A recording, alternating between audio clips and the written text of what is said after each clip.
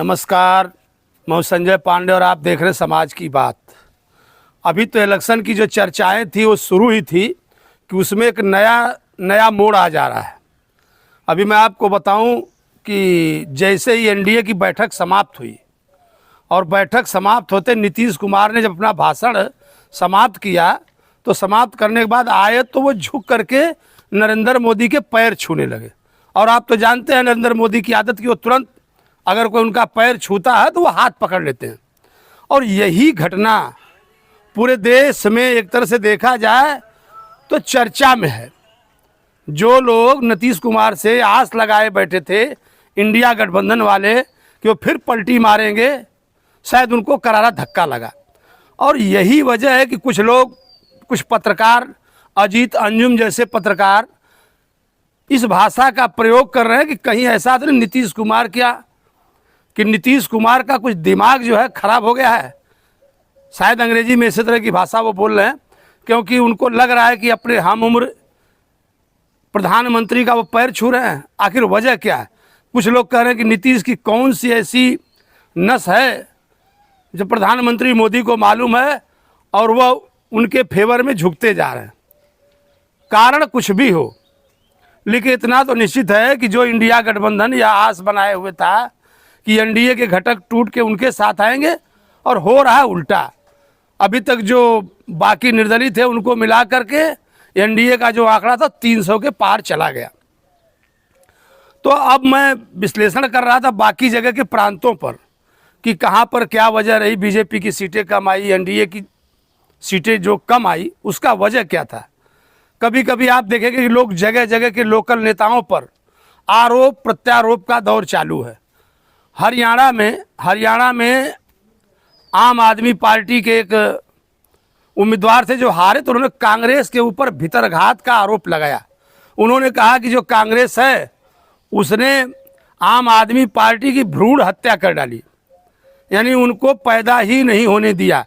और उसकी वजह ये थी कि वो जानते थे कि अगर हरियाणा में आम आदमी पार्टी का उदय हो जाएगा तो ये कांग्रेस के लिए सरदर्द होगा।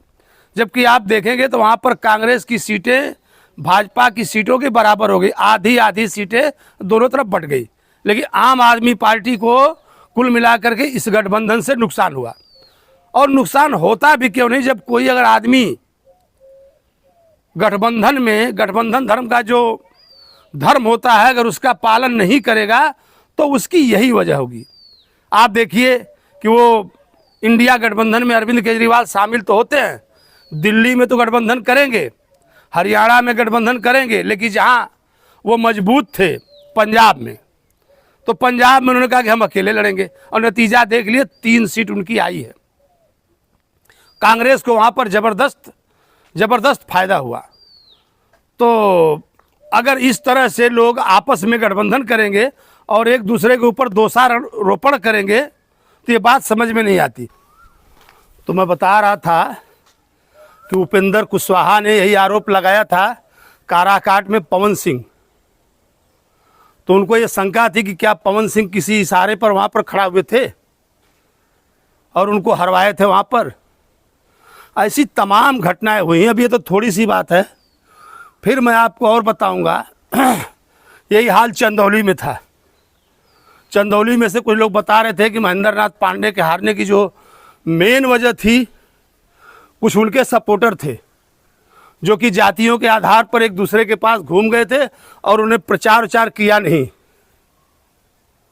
सिर्फ और सिर्फ दिखावा किया।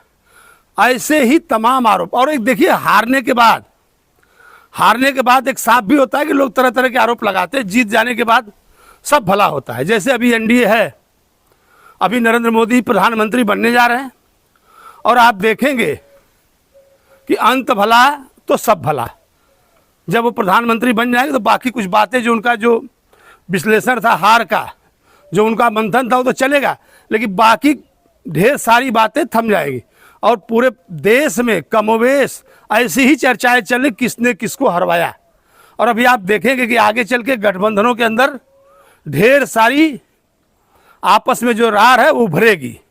इन बातों को लेकर किसने मदद किया, किसने नहीं किया, किसने किसके वोटरों को आगे बढ़ाया और किसी ने वोट नहीं डलवाया, इन सब सारी चर्चाओं पर फिर मैं आपके साथ बना रहूँगा।